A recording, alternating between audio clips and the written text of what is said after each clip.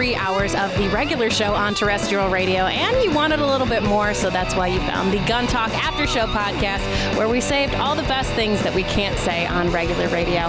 Now here's Tom, Michelle, and Jim for the Gun Talk After Show. It's the after show where we gather after the show. I guess if it were before the show, we could call it the before the show, but then we wouldn't know what we're going to be talking about. You know, hey, guys. Hey. Hello. It occurs to me we actually don't know what we're going to be talking about anyway, do we? Not really. The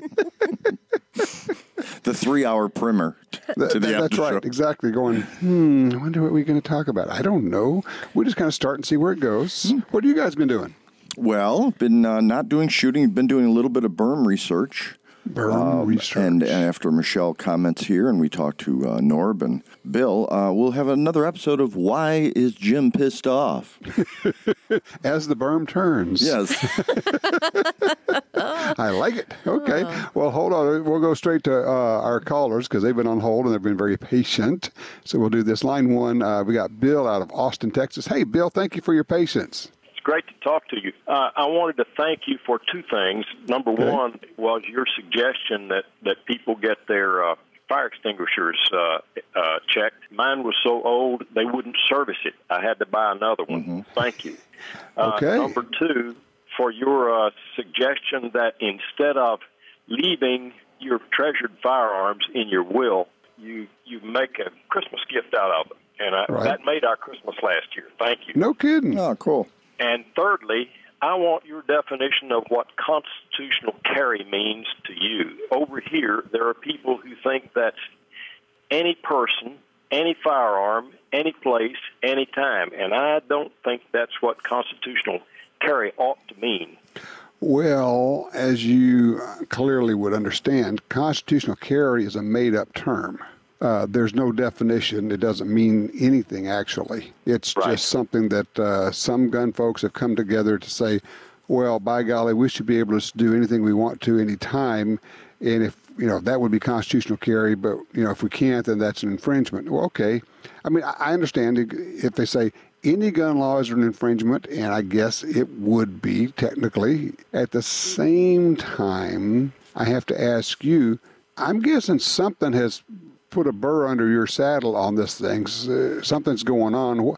What has happened in terms of this discussion of constitutional carry that's got you asking the question? Well, there are people, I'm active in the Republican Party, and there are people here who are all for constitutional carry. And some of them are people who couldn't get a handgun license or a used to be a concealed carry license. Now it's just a handgun license. And I know they have in mind the idea that anybody ought to be able to carry anything, anytime, any place, and that will wreck our Second Amendment rights. I can guarantee you, because they will be abused. In my view, when somebody says constitutional carry, what I envision, what pops up in my head, is that you do not need a permit issued by anybody to carry a gun concealed. And, of course, that assumes that you are legal to own a firearm in the first place. I mean, it doesn't mean that, if you're a prohibited person, you can now carry a gun. That would be ludicrous. But it means that you don't have to ask permission of anyone to carry a gun. Is that what you understand it to mean? Yes. We have a very effective handgun licensing statute here that screens out about 95 or 93% of the people who are likely to create problems. By that I mean we have a violation of the law percentage that is a fraction of what licensed law enforcement officers have and the general public has. And I don't think that's an infringement to screen out people like felons and people on dope and other people who neither you nor I want carrying. I want as much freedom as possible. I think anybody who wants to trust me. All right, let me take the other side just for fun here, okay? Okay, sure, okay. All right, the argument would be this. Well, if those people couldn't get the permit in the first place, then they're going to carry without a permit, and so the existence of a carry permit law doesn't affect them one way or the other. It doesn't keep them from carrying because they're going to carry anyway if they're lawbreakers. So the only people who are affected by the carry permit law are the law-abiding people, and they're not the problem, so why have it in the first place? Well, I'm not sure. I think that it doesn't affect the people who are not law-abiding. I think there are a number of people who, for one reason or another, shouldn't carry. That does screen out, and they recognize that and don't carry. I don't know. You know what? Here's where I fall on this deal. I err on the side of getting rid of as much government as possible. I would rather have a problem with that. I would rather have run the risk of people who shouldn't carrying and get rid of this horrible government program that is firearm carry permits, where you have to say, "Mother, may I?" and then someone gets to say, "Yeah, maybe you're okay." And yeah, I guess we're going to let you carry, but you're also going to have to go back and reapply every certain number of years. And the rules may change depending on the politics. I would rather take my chances understanding that bad guys are carrying anyway. They don't need a permit to carry. No question. No question. So the few people who could and might get weeded out with carry permits, I don't worry about them. I would rather get rid of all carry permits. I don't think there ought to be such a thing as a carry permit. That's kind of where I land on the whole thing. Okay. Well, I'll think on that. Thank you very much for taking the time to explain that. And if Michelle could give me an email address where I could communicate with you, I would really appreciate it. I'll give you that. That's easy. It's tom@guntalk.com. That's too easy. Thank you. Even I can remember that one. Dang, I sure appreciate it. Thank you, sir. Thanks, Bill. Appreciate that. Hey, Tom Hennig just had a great way to get rid of gun permits. Oh.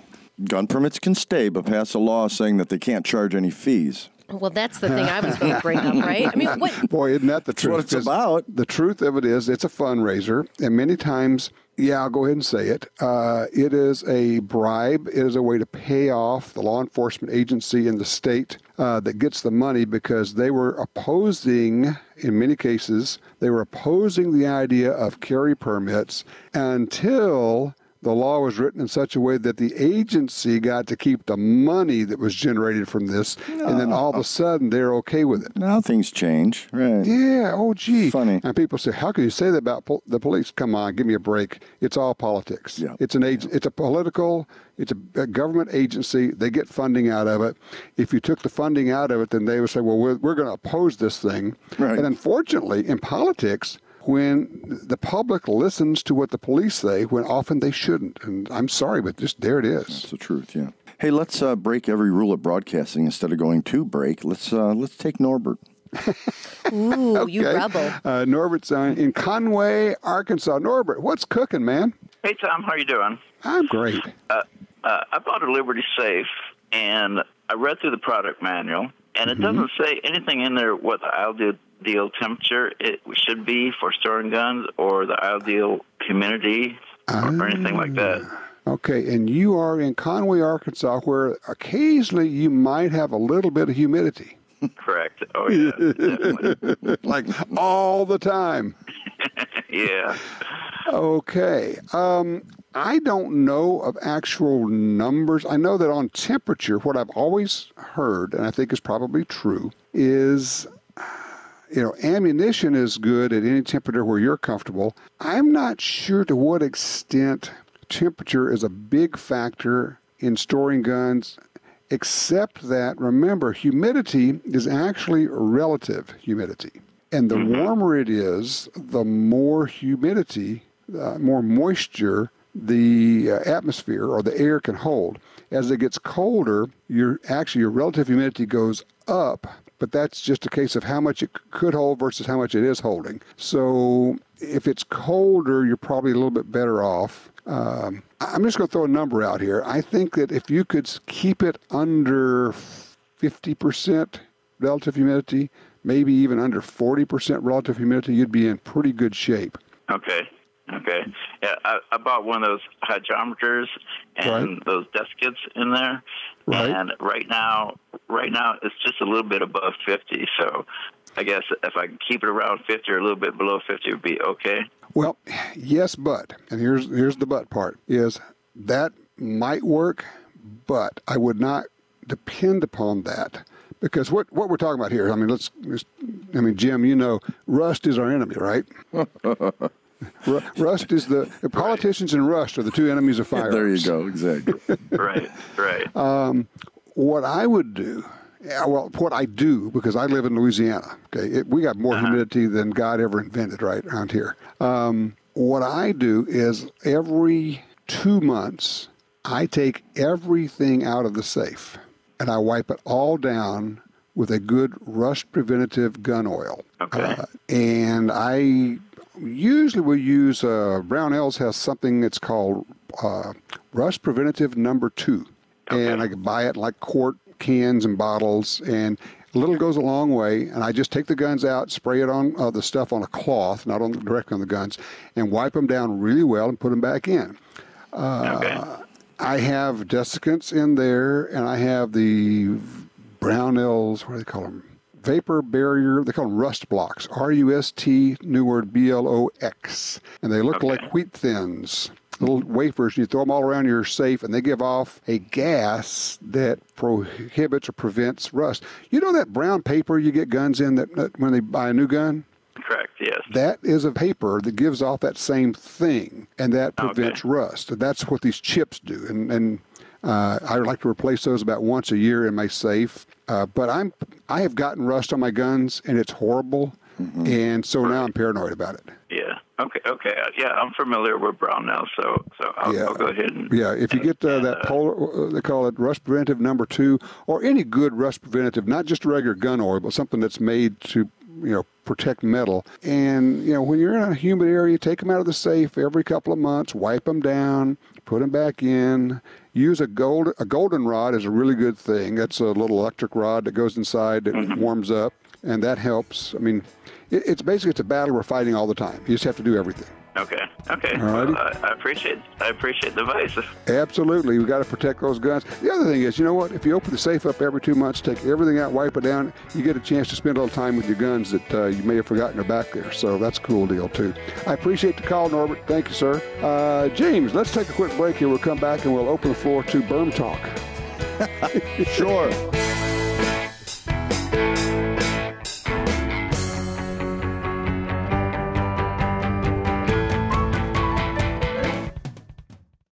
When the U.S. military's elite units and law enforcement agencies across the globe demanded innovation and reliability, they didn't settle. They chose Sig Sauer.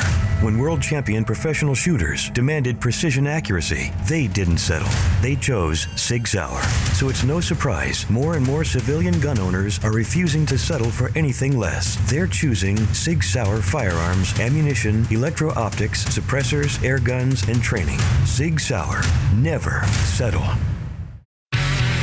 Want great deals on guns, ammunition, and gear?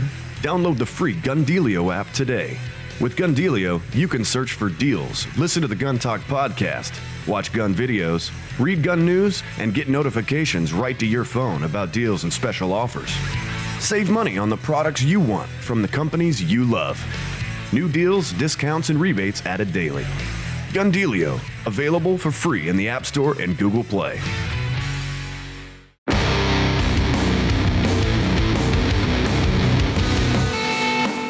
All right, we are back, and we're going to be, Jim has to vent somewhat here, I gather. So, Jim, what has put this burr under your saddle? Jim's P.O. Corner. Actually, I am going to defer to the lovely Miss Cleland today because I think her P.O. topic is probably one of the worst or best of the year, depending how you look at it. Oh, my. So I'm going to yield to Miss Cleland. Go for it. Michelle. Okay, so I came into work this morning, and we were just chit-chatting a little bit, getting ready for the show, and Jim happened to ask me, hey, how's your son's fundraising going?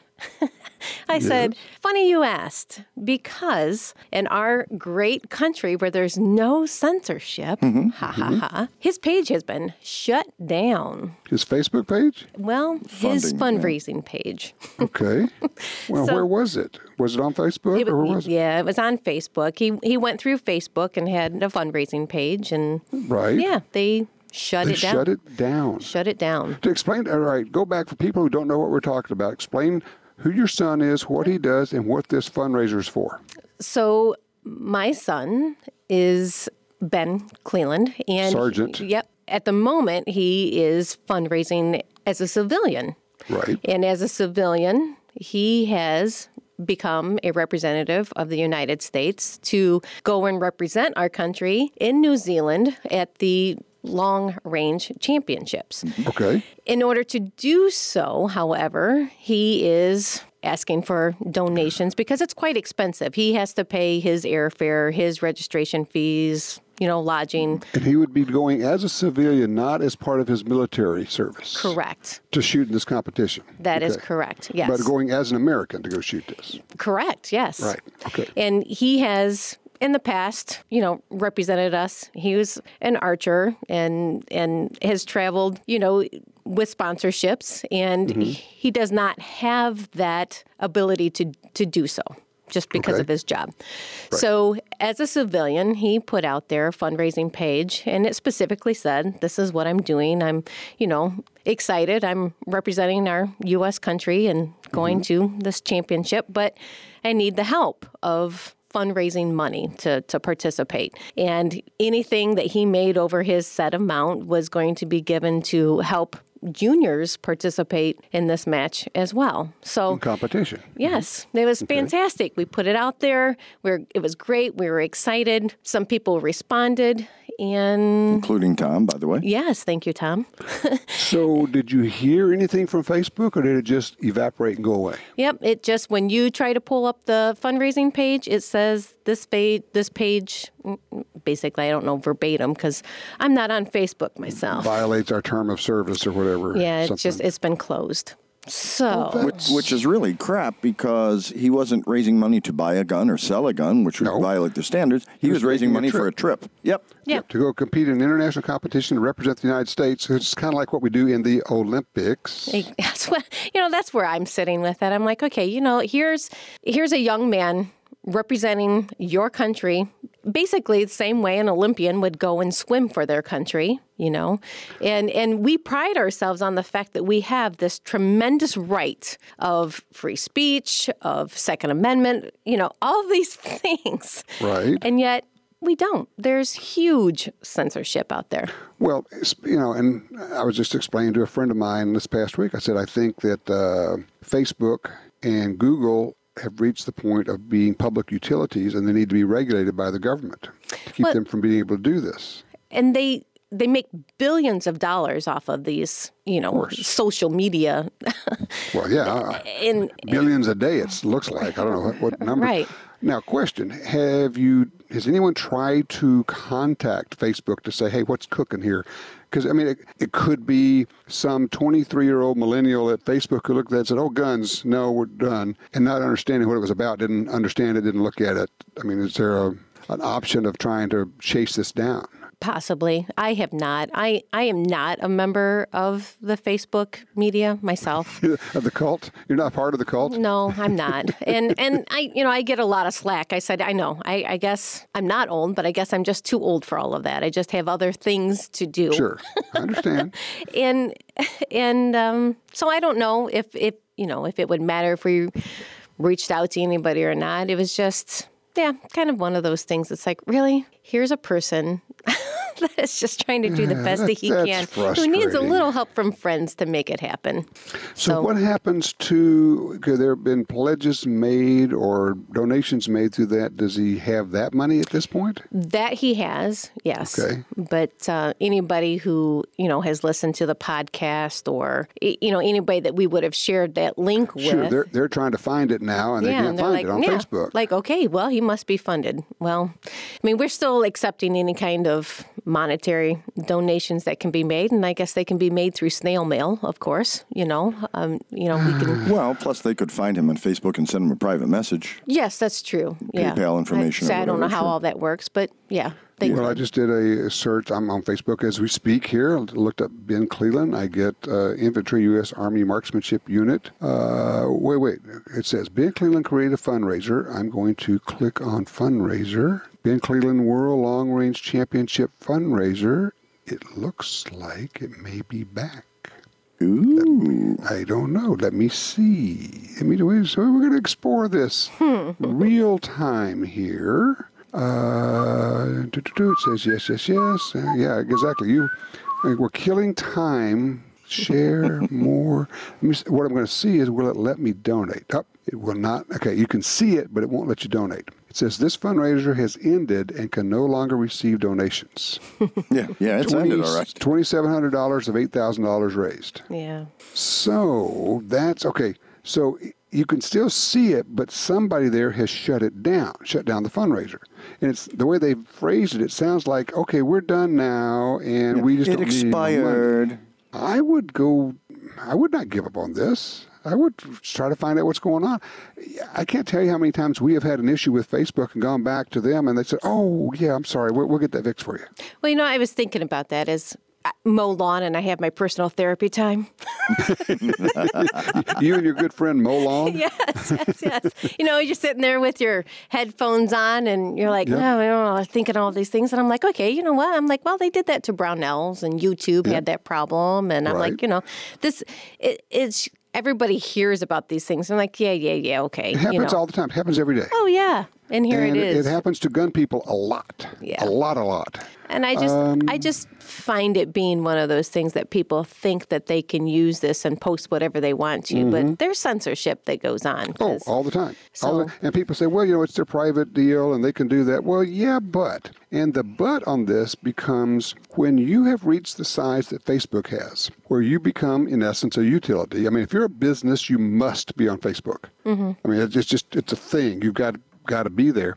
And when they say, well, you can't be there, it actually harms your ability to do business. And if they say you can't be there because we don't like guns or we think that's a wrong thing, even though it's legal, then, that's a real issue. So let's see if we can't shake the bushes on this a little bit. We're going to try on our end. I know that we at Gun Talk have a Facebook contact.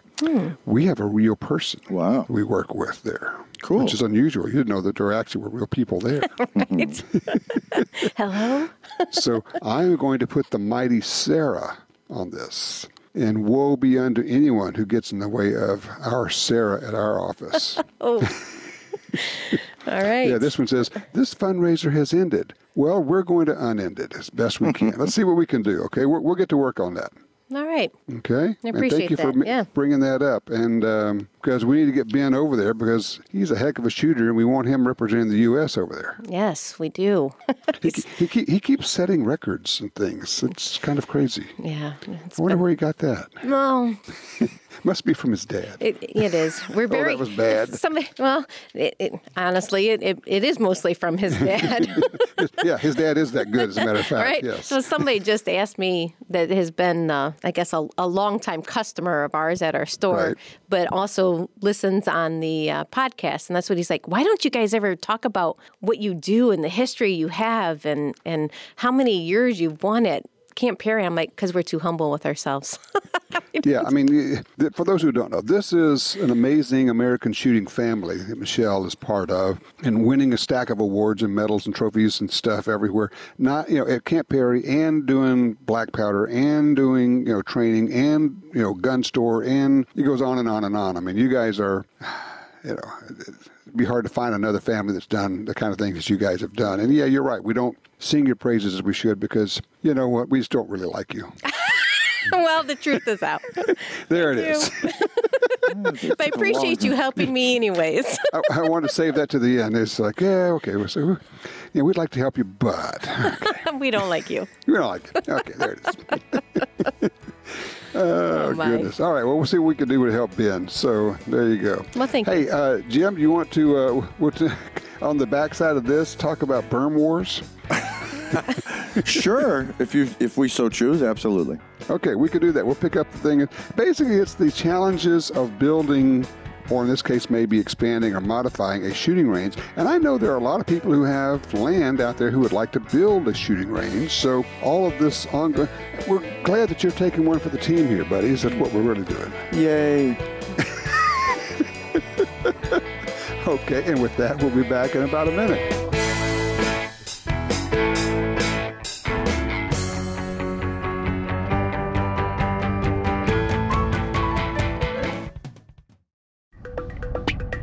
The .45 Auto, also known as the 1911, is the standard other defensive pistols are measured against. No matter what pistol you carry, techniques developed around the 1911 are vital. You know you need training, and you know your concealed carry class definitely was not training. Now Gun Talk presents an exciting DVD, Fighting with the 1911 with Tiger McKee. Tiger's unique training style will have you drawing, moving, shooting, and running your gun better, no matter what style pistol you prefer. At ShopGunTalk.com, you can order our DVDs of Tiger's instruction. ShopGunTalk.com also has a 2-DVD set, including Concealed Carry 1. Get both for the information you know you need. This really is life and death. ShopGunTalk.com has DVDs, books, and other essential gear. ShopGunTalk.com. That's ShopGunTalk.com.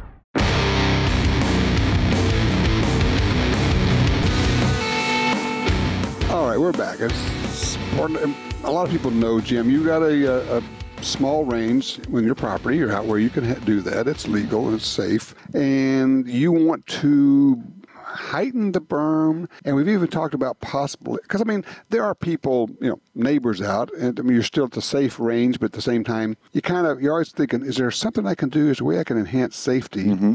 And so what have you found as far as the go-to sources on how to safely build a range? Because a lot of people would like to know. Yeah, the NSSF is the first place I would recommend somebody go to. Okay. They've got various different, not only plans, but links to other plans. Okay. And because of that, I've kind of leaning towards a hybrid design. All right. I'm thinking about not only the overhead barrier thing you described, which I think is really cool.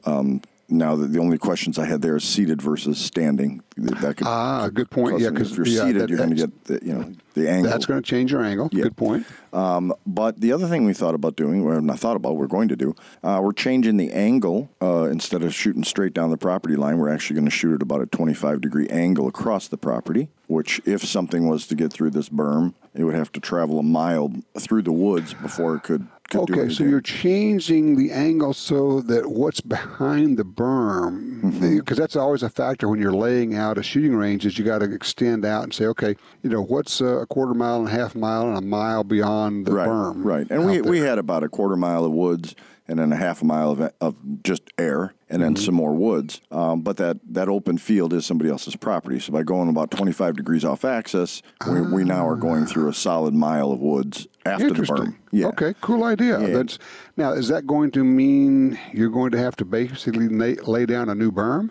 No and yes. I was thinking about bringing some dirt in. We still may do that. I think what we're going to do is we're going to go a little bit more subterranean. We're going to take a lot of dirt that's there and go use that for the berm, or to make the berm higher, I should say. Sure. And would bring the overall elevation down a little bit. And then you'll have a swimming pool. We'll have a swimming pool, yeah, because our water table is 2 inches below the surface. Right, so when you dig a hole, now you have a pool. Right, we have a pond, and we don't have a permit, and we'll get busted for that. Okay. So we're changing the degree and where any errant rounds could possibly go if there were any. And the overhead barrier idea combined with taking some dirt out, and so actually the shooting position's lower as well as the target position is lower in regards to the ground. So I think with those that'll be our start, and I think it's going to be one of these work in progresses. As we're doing, we go, hey, it might be cool. Yeah, no doubt. And, talking to other people, the National Shooting Sports Foundation, NSSF, for those who don't know, nssf.org, they also have a range guy. And so if you call over there, you can actually talk to whoever the range guy is. It might be worthwhile. I think it used to be Rick Patterson. I'm not sure if it still is. Now it's Rick O'Shea, I think. Rick O'Shea. Yes, indeed. That would be a great pseudonym. Wouldn't that be a great name for a guy? Yeah, build berms all the time. Yeah, that's right. What's your name, Ricochet? Okay, thanks a lot. No. Such a dork.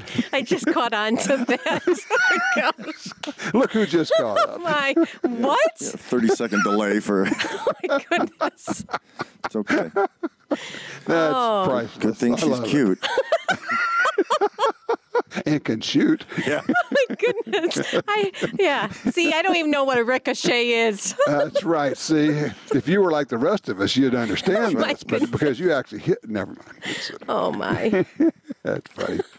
Oh, goodness gracious. Sorry. I'll keep you guys updated as it goes. It's going to be a couple, probably 6-week project. I have tears in my eyes. Are you okay? I think so. Gosh, I'm a dork. Oh my! I assume, Jim, that what you're wanting to do also is have like different yardage lines with your berms. Really and none stuff. of your business, Michelle. I Yeah, don't want to okay. talk about Right. it. I think what he's going to have to do is have a movable berm. Yeah. Yes. Portable berm. See, the shooters stay in one place, and the berm just rents moves it out. back and forth. Okay. Now you guys know why I called NSSF instead of you guys. And don't call Gresham. He's going to suggest that porta-berm thing he's been got pitching that for thing, 50 that's years. right. We're going to put all the dirt on a big old trailer, and we're going to move it back and forth. So, did anybody at the NSAGW show buy this idea, Tom? So far, I would say it's in the prototype stage. Yeah. We're awaiting funding, Yeah, you and can't- boy, are we waiting. Can't find the taker to move that range. No, Well, there's a so lot of far. logic behind it because, there's times you have to go to moving target, deer, elk, whatever. I think the berm should be moved. I think you should be able to take the berm with you wherever you go. Hey, deer, could you stand in front of this berm for a second? Okay. Won't take a minute. I don't know why that made me think of this. Have I ever mentioned to you the indoor trap shooting range? No. That, yes, over in Germany, there may be some other place, but there's a place in Germany where they do indoor wing shooting, trap shooting, and skeet and targets. I mean, this you might say is a big room. Wow, I'd like to be their light bulb vendor. I mean, and yeah, they're using regular shotguns and regular loads. Really? Yeah, it's big. I mean, you think about it. If you had a place, and I've not been there, I would love to go. But if you had like an indoor dome, like think of football stadium, it wouldn't have to be that big. That would be a piece of cake. You could do that. I was going to ask you if it was a barn, but I guess since you don't know. No. I've seen pictures of it. It's cool looking. I mean, yeah, a lot of us have shot inside well, who hasn't shot inside of a barn? Come on, really, Living room, barn, whatever. Yeah, it's just, But I mean, you have to have like, what, 150-foot ceiling on the thing? yeah, probably. Wow. I know. Does that come in portable too? Sure. It's with enough money, anything is possible, right? Mm. Well, I just think about all the shot flying around. Like that would be awesome to see. I don't know what the Road trip. interior of it is, or Right. what it's made of. Peppered? I'd bet. Yes, no kidding. No kidding. I've never shot inside. Well, no, I've never shot inside a barn. But I have gone around and we beat on the barn outside doors and everything to get the pigeons to fly out and then shoot pigeons. Flushing. Have done that, flush the pigeons out. And for those who don't know, pigeons are delicious. I've never had one. I've shot. All they are is big doves. Really? Yeah, it's a rock. Also, pigeons are also known as rock doves, and know that. they're just bigger, have a lot more meat on them, and so. And usually, if you get them out of barns, they're sitting there eating grain. They're grain-fed and delicious. And depending on where you are, the farmers really have no problem with you killing some of these pigeons that are messing everything up. No, they don't. It's amazing because they're territorial animals, of course, which is why they've been used in the past for message delivery and whatnot, right? Homing, yes. Homing pigeons. Okay. But we have I thought it was humming. Humming? They're not humming when they sing? they lure you in. You got a humming pigeon. Yeah, he's got a note on his leg. C sharp, I Is it think. a musical note? And then when you reach over, he goes, But we have, we're in a very rural area, so lots of farms, lots of barns and stuff out where Jim and I are. But we had an elderly couple that actually took their barn down, and the pigeons still stay there. Really? Yeah, they're still there. they're looking for a home. They don't leave. Okay, joke's a joke, guys. I mean, come on. It's been 4 months. They're waiting for the new condo to go up. No, and it has been, it's been years ago. Oh, really? Yeah, they're there. They're there. They don't leave. That was their place. when you go to Argentina, people know about going down to shoot doves, but you also will shoot pigeons, perdiz, down there. And pigeons are hard to hit. They are real strong flyers, and they're crazy, and you got to really whack them hard. Pigeons are fun to shoot and delicious to eat, so you got all that going for you. So if these pigeons are coming back to where there is now a phantom barn, I'm thinking that a shotgun and a case of ammo is the way to go. A 5-gallon bucket and sit out there, huh? Exactly. I was going to say shotgun, a case of beer. I thought was what he was going for. I'm going, Tom, that's not very safe. But Budweiser, please. Oh, gosh. Oh, so you're saying you can either drink beer or Budweiser? Is that what you're saying? Oh, boom, boom. To my friends in St. Louis. Right. Okay. Oh, gosh. A quick story. When my dad was a student at LSU, which would have been right after World War II, and he was in the Forestry and Wildlife Management School, he actually got permission to shoot pigeons on campus because back then LSU is also known as, the official name is LSU A&M, which most people don't know. They have a pretty big agricultural department, and they had lots of pigeons around the barns there, and he would go out on the LSU campus, and he could shoot pigeons because he was a really good shot. They let him do that. It's one of those weird little things that I don't think most universities would let you do now. Just saying. I'd like a permit to shoot on campus, please. No specifics, just... Sure, no problem, son. And here you go. Right. Oh, God. Just the stuff that goes on. Okay, so, pigeons. Interesting. The only thing I've ever shot indoors were 22 rimfire snake loads, or rat shot, really. And it was at a fish hatchery, and the rats would just, no matter what we did, the rats would infiltrate. Yep. So we'd go in dark and flip the light on, you see them scatter, and had a visqueen ceiling, and you just shoot snake loads and rat load at the ceiling. And boy, you know how to have fun. Yeah. Most people don't want you shooting in their barn. Right. Well, this was actually a family member, and he liked it. So what we do is, once you shoot it, it's laying on the visqueen. Take a razor knife, you slide it, it fall out, and you duct tape it back up. How old were you when you were doing this? Well, maturation-wise or chronology? Last year? Yes, this was right before the show, actually, today. I was, 16, 17 years old. It was a blast. And it helped him. Yeah. It's kind of like groundhogs. Sure. Woodchucks. They're a menace. Critters, yeah. Varmints. Well, and God, the friends we were staying with in Pittsburgh last week was trying to explain to them about the feral hog problem, and they had not heard of it. Oh, wow. And you just go, because they're living in Pittsburgh, and they're city dwellers. Right. And so, you just look it up, you will realize this is an absolute ecological catastrophe, a time bomb. It's not about to go off. It is going off right now. And it's not limited just to the south, which people think. Right. No, that's where it started, but it has expanded. Now, I don't know how far north the whole wild hog thing is at this point. Do you have any idea? I don't know. Well, I know they're teaching them how to play hockey, eh? That's pretty far up north. So what you're saying is you got you some frozen ham. Let me see. So, wild hog population map. Okay, we're going to go check this out, by golly. 10 best states to go.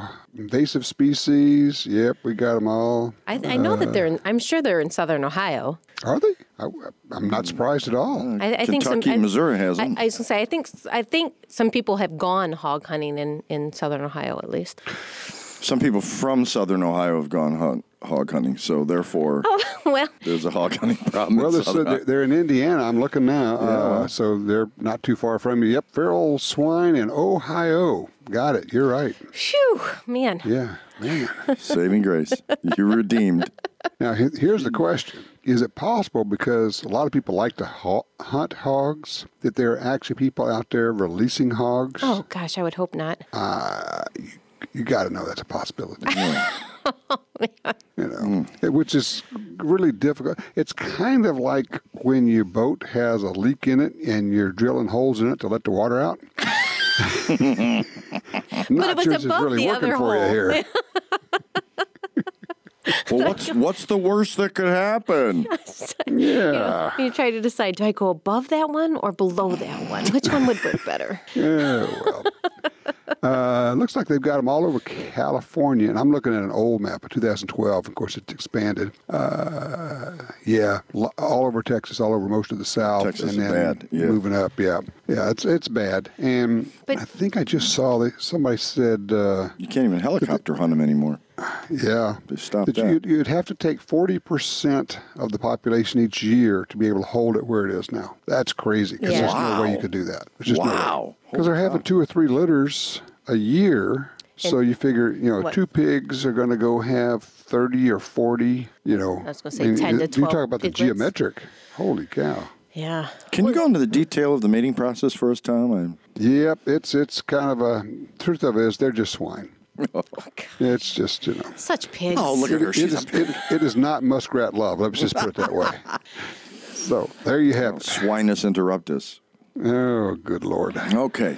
So, and with that, we have fallen as far as we can go today. The abyss. The after-show abyss. That's right. Although I am a big fan of ham. Bacon. Do you like beef? Who hates bacon? bacon? Oh. Sure. Is there actually anybody who doesn't like bacon? If there is, can we send them vote them off the island or something? Because that would be just wrong. It'd be un-American to not like bacon. Well, That's right. It's there are religions that aren't real big into it. Yeah. Well, there's that. This is true. So. But actually, I'm just thinking there's almost no food that you can't improve by putting bacon on it. Peanut butter sandwich, peanut butter banana sandwich with bacon. I would do on it. that in a heartbeat. Pop your popcorn and bacon grease. Why don't you two finish the show? And I'm Salads are always better with bacon, especially if you leave off the salad. Hold the lettuce, please. A BLT right. with mostly the B. With just B. Thank you. Exactly. I'll have a BBT with... With some extra ham, if you don't mind, on the side. Okay, guys. Well, I'll tell you what. We will get to work on Ben, see if we can help Ben out. Jim, you continue with Berm your World. Disney World of the Berm over there, your project. Contact your buddy Rick. And Michelle, you can go look up Mr. Rick O'Shea. It's good, golly. That was a good one. That made the whole thing worthwhile. If you like, we could tell the joke slightly earlier. That way your laugh would kind of time out, right? It can be edited. We'll tighten it up in post, yeah. There you go. All right. Enough of this. Okay. You guys have a great week. Travel safe. Bye, Tom. Well, that wraps up another Gun Talk After Show. But if you want even more gun-related stuff, don't forget to check out Gundealio. It's the app for Apple and Android phones that connects you to all the Gun Talk shows, plus even more. And we'll catch you next time for the Gun Talk After Show.